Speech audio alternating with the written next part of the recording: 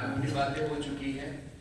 आपने वो शेर सुना होगा ना, सो जाते हैं फुटपाथ पर अखबार बिछा के, मजदूर कभी नींद की गोली नहीं खाते।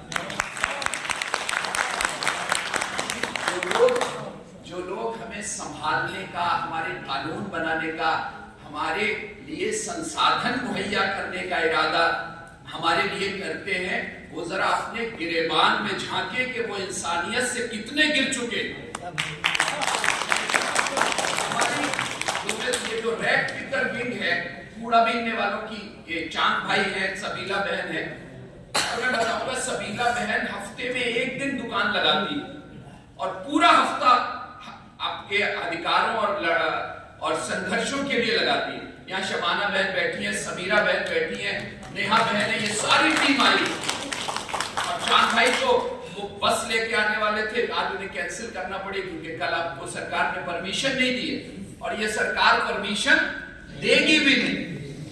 तो एक दो मिनट में मैं अपनी बात खत्म करूंगा कि जिनको हम अक्सर ऐसा हुआ होगा कि रोलिमा बहन कूड़ा बीनने वाली वो बहन आई होगी और मैंने उसको चाय को नहीं पूछा होगा, लेकिन मैं कसम खा के कहता हूं कि मैं अगर 20 बार उसके घर गया होगा तो उसने मुझे सबसे पहले चाय के लिए पूछा होगा। तो ये इंसानियत को मैं आपकी सलाम करता हूं। और सारे वक्ताओं ने ये कहा, दो बातें बहुत अहम हुई। एक तो ये हुआ कि ये सरकार, पहले तो कानूनी बातें हुई, और एक ये हुआ कि ये सरकार सुनने वाली नहीं, और दूसरा उल्टी बात कर रहे हैं, जैसे दवाई के नाम पर कोई जहर परोसे। अरे धर्म तो जोड़ने के लिए आया था। अच्छा तुम कहते हो ना राम राज, हम भी कहते हैं राम राज।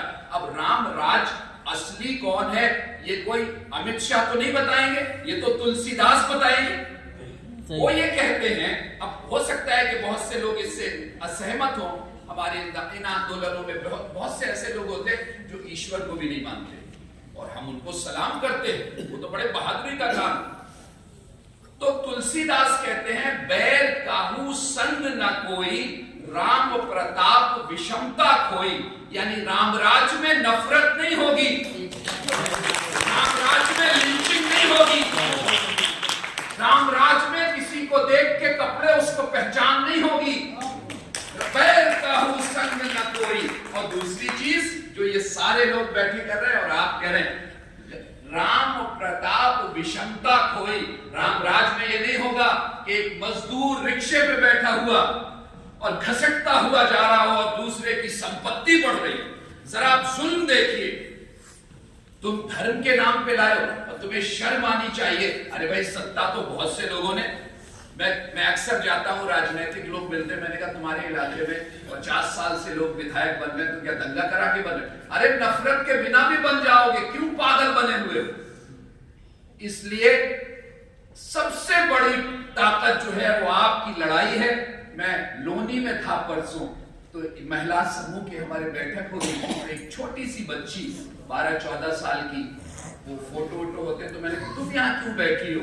तो बोली मेरे घर में मेरी माँ मर गई है, मेरे बाप को टीबी है, वो मजदूर था और अब वो काम भी नहीं करता है, मेरे घर में बिस्तरा नहीं। तो मैंने कहा चलो मैं चल के देखता हूँ। मैं गया तो एक पन्नी बिछी हुई थी और उस पर एक चादर बिछी हुई।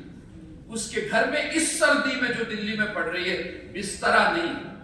तो एक हमें थोड़ा अपना जीवंत संबंध बनाना है, खाली टेक्निकल संबंध बनाना नहीं। हाँ मीटिंग हो रही है आ जाओ, हाँ ये धरना लग रहा है आ जाओ। जैसे मैं चांद को देखता हूं, रात के 2 बजे फोन आता है कि मेरे घर में दूध नहीं। ये मैं आपको कहानियां नहीं सुना रहा हूं, कोई डॉक्यूमेंट अपनी आंखों से देखा गया।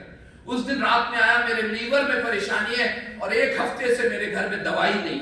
तो ये तुरंत दवाई लेके पहुंचते। ये नहीं कहेंगे जब समाजवाद आ जाएगा, जब कानून बन जाएगा, जब सही हो जाएगा, जब सरकार तुम्हें देगी। लोहिया जी कहते थे जब तक वो समाजवाद नहीं आ पा रहा है जिसके लिए हम लड़ रहे हैं, तो हम तो थोड़े समाजवादी बन सकते हैं। हम अपने खाने में तो 1 रोटी बांट सकते। मैं अपना खाना खा लूंगा, जब समाजवाद आएगा, जब तुम्हारी रोटी बन जाएगी। इसलिए ये सरकार देखिए, जंतर मंतर बंद, कोई बात नहीं कर सकता है अपने अधिकारों। पहली सरकारें बोलने देती थी, इन्होंने बोलना भी बंद कर रखा है। और इसका इलाज ये है कि आप खूब कहिए। और हमारी जो तरीका है, हमारा अहिंसक तरीका है।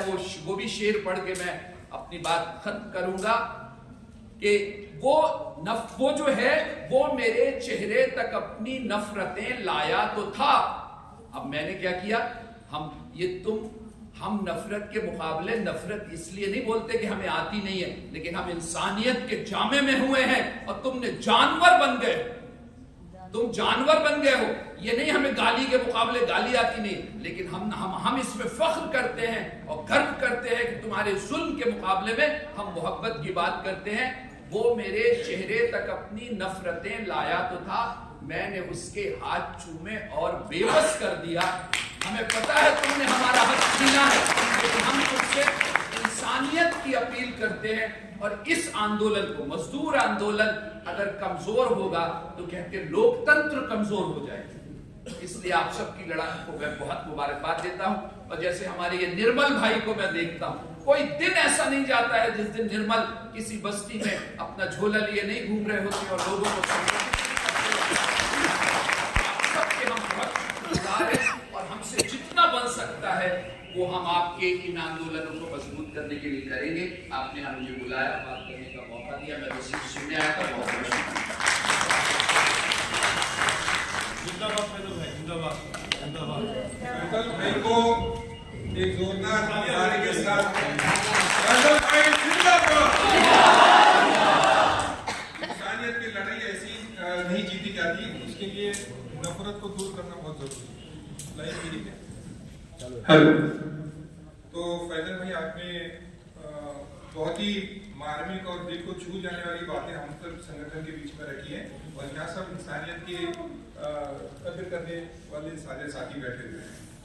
और समय बहुत वो हाथ से छूटा जा रहा है और मुझे ऐसा लग रहा है कि मैं सबकी समय को मैं खा जा रहा हूँ। तो साथी